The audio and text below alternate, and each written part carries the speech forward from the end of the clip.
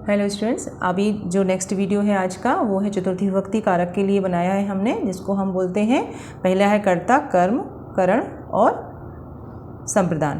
तो संप्रदान जो कारक है वो चतुर्थी विभक्ति कारक है, जिसका चिन्ह है को और के लिए। जहाँ पर भी को और के लिए आप देखें वहाँ पर आप चतुर्थी विभक्ति का प्रयोग कर सकते हैं। अब मैं यहाँ पर आपको कुछ स्पेशल्स जो शब्द या टर्म्स हैं उनके साथ में चतुर्थी विभक्ति का प्रयोग करना है। किस तरीके से किया जाएगा वो हम इसमें वीडियो में देखेंगे। तो सबसे पहला है दान के अर्थ में, जो सबसे इंपॉर्टेंट है चतुर्थी विभक्ति का। आप ये मान के चलिए एक आध ना एक सेंटेंस एग्जाम में पूछते ही हैं जिसमें दान की या डोनेशन की बात हो रही होती है। तो जिस भी वाक्य में डोनेशन की बात हो रही है तो जिसको दिया जा रहा है, जो दे रहा है वो नहीं, जिसको दिया जा रहा है उसमें चतुर्थी विभक्ति का प्रयोग हमको करना है। जैसे यह वाक्य है, राजा ब्राह्मण को गाय देता है, तो राजा देने वाला हो गया, किसको दे रहा है, ब्राह्मण को दे रहा है। तो ब्राह्मण इज अ चतुर्थी विभक्ति, नॉट अ राजा।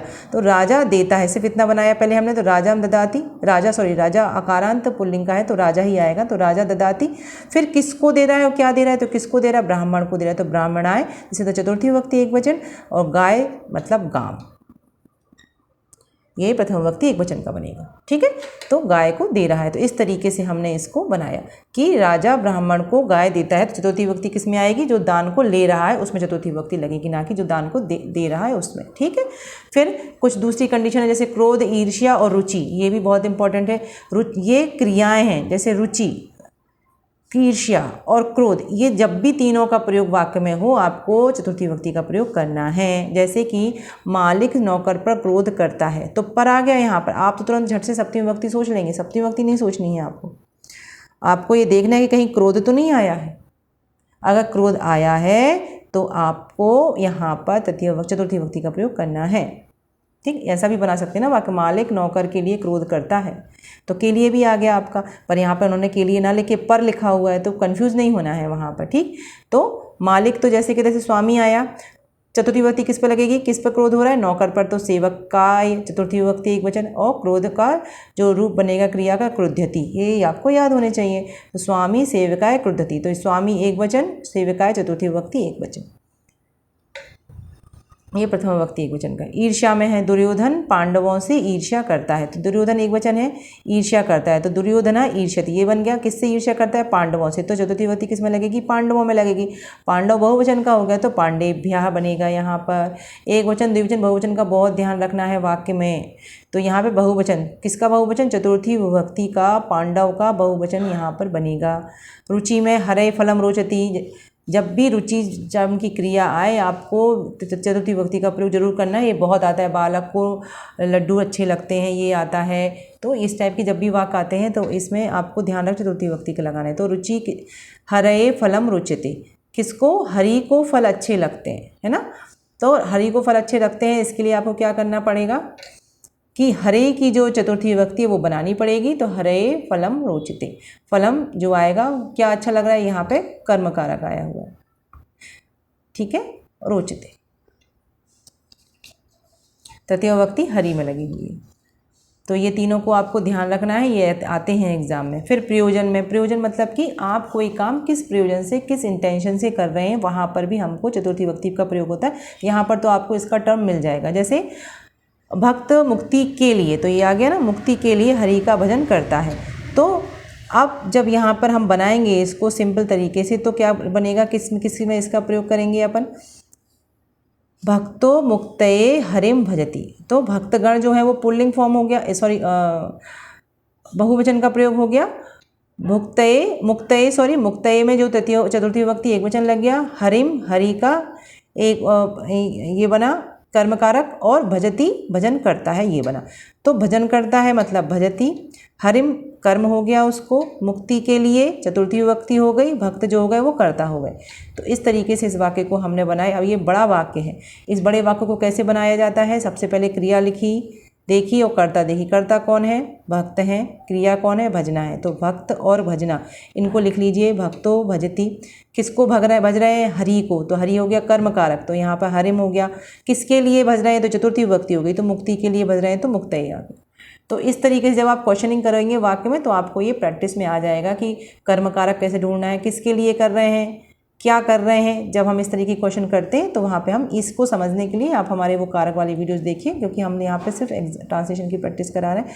तो उसको ढूंढने का तरीका यही होता है कि कर्ता ने क्या किया, भजन किया, किसके लिए किया, मुक्ति के लिए किया। किसको भजा, हरि को भजा। तो हरि को भजा कर्म कारक, किसके लिए भजा, मुक्ति के लिए भजा कर्म चतुर्थी विभक्ति संप्रदान कारक। इस तरीके से आप बनाएंगे।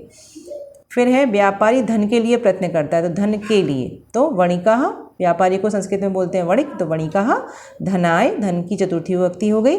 प्रयतते, प्रयत्न करने का जो बनेगा प्रयतते। ठीक। शिशु मोदकाय रोदति, शिशु बच्चा जो है लड्डू के लिए रोता है, तो के लिए आ गया यहाँ पर। तो शिशु का बच्चे का जो एक वचन होगा वो शिशु, मोदकाय लड्डू का जो चतुर्थी विभक्ति है वो, और रोदती जो रोता है वो रोदती का इसका रूप बना। अब जो लड्डू है वो एक वचन है कि बहुवचन है, ये बताइए आप हमको कमेंट करके कि लड्डू का जो है वो लड्डू के लिए रो रहा है, तो लड्डू का यहाँ पे जो मोदकाय है ये एक वचन का रूप है कि बहुवचन का रूप है। आप लोग याद कर रहे होंगे तो जरूर बता पाएंगे। मोदक के जो रूप है वो फल के हिसाब से बनेंगे। ठीक। नेक्स्ट है नमः स्वाहा में, ये भी बहुत पूछा जाता है, तो नमः स्वाहा स्वाधा और वषट, ये जो 4 शब्द हैं ये इनमें भी चतुर्थी विभक्ति का ही प्रयोग किया जाता है।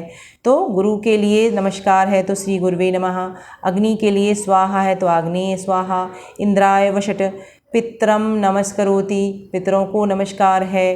तो इस तरीके से हमको वाक्य को बनाना है। अब यहाँ पर जो नमस्कार है वो क्रय धातु में नमः प्रत्यय के साथ में नमः के साथ में बनाया हुआ है, और पितरम जो है वो द्वितीय विभक्ति लगाई हुई है। ठीक है। यहाँ पर क्यों लगाई हुई है, क्योंकि यहाँ पर नमस्कार है, यहाँ पर नमः नहीं है, यहाँ पर स्वाहा और स्वादा वषट नहीं है, इसीलिए, क्योंकि क्रय धातु जुड़ जाने से यहाँ पर द्वितीय विभक्ति का प्रयोग हो। ये स्पेशल वाक्य था इसलिए मैंने यहाँ पर इसको नोट डाउन किया आप लोगों के लिए कि जब नमस्कार आता है तो नहीं आपको करना है, जब क्रय धातु लग गई है उसमें तो आपको द्वितीय विभक्ति का ही प्रयोग करना है, बाकी सभी जगह आपको चतुर्थी विभक्ति का प्रयोग करना है। जैसे ये है प्रणाम में भी आपको चतुर्थी विभक्ति का प्रयोग करना है, ते गुरुभ्यः प्रणमति। ठीक है, गुरु के लिए नमस्कार करते हैं, प्रणाम करते हैं, तो यहाँ पर ते आया है बहुवचन, वे सभी गुरु के लिए नमस्कार प्रणाम करते हैं, तो भी यहाँ पर आपको चतुर्थी गुरुभ्यः चतुर्थी विभक्ति लगाई हुई है। धारी में, धारी मतलब होता है उधार लेने में, उधार लेने में भी हमको चतुर्थी विभक्ति का प्रयोग किया जाता है। राम गोविंद के ऊपर राम के 100 रुपये उधार हैं, तो रामा गोविंदाय शतम धार्यति। रामा एक वचन आता है, किसके ऊपर उधार है, गोविंद के ऊपर उधार है, तो गोविंदाय में चतुर्थी विभक्ति लगेगी। 100 रुपये को बोलते हैं शतम, और धार्यति मतलब उधार लिए हुए हैं। तो ये कुछ स्पेशल कंडीशंस हैं। इस तरीके से आपको किस तरीके से प्रैक्टिस करनी है ये मैंने आपको यहाँ पर समझाया एक एक चीज़ को, कि जब हमें चिन्ह दिख रहा है समझ में आ रहा है तो कोई दिक्कत ही नहीं है, लेकिन अगर चिन्ह नहीं दिख रहा है तो कौन सा स्पेशल वर्ड आया है वो हमें ध्यान रखना है। अधिकरण कारक के ज़्यादातर प्रयोगों में, पर के प्रयोगों में हम 2-3 जगह पर अलग अलग विभक्तियों का प्रयोग देखते हैं, तो इसलिए जब भी पर आए वहाँ पर बिल्कुल एकदम अलर्ट होकर ही उसको करना है, एकदम आँख बंद करके अधिकरण ही ऐसा नहीं देखना है। ठीक है, हमने इसके पहले द्वितीय विभक्ति में भी देखा था कि अधि उपसर्ग के साथ में अगर स्था तिष्ठति सी आता है तो वहाँ पर भी हमने पर का प्रयोग ना, पर होते हुए भी हमने द्वितीय विभक्ति का प्रयोग किया। यहाँ पर ईर्ष्या क्रोध और रुचि होते हुए भी हमने होने की यूज़ होने की वजह से पर होते हुए भी चतुर्थी विभक्ति का हमने प्रयोग किया, तो ये हमको दिमाग में रखना ही है। नमः स्वाहा स्वाधा ये आते ही आते हैं, बहुत बार पूछे जाते हैं, लेकिन अब नमस्कार यदि लिखा हुआ है तो क्रय अगर उसमें धातु के साथ में नमः जुड़ा हुआ है तो वहाँ पर द्वितीय विभक्ति का प्रयोग। तो ये कुछ एक स्पेशल वाक्य हैं, इनको आप बस दिमाग में सेट कर लीजिए एक्सेप्शन के रूप में, बाकी सब जगह ऐसे नहीं है।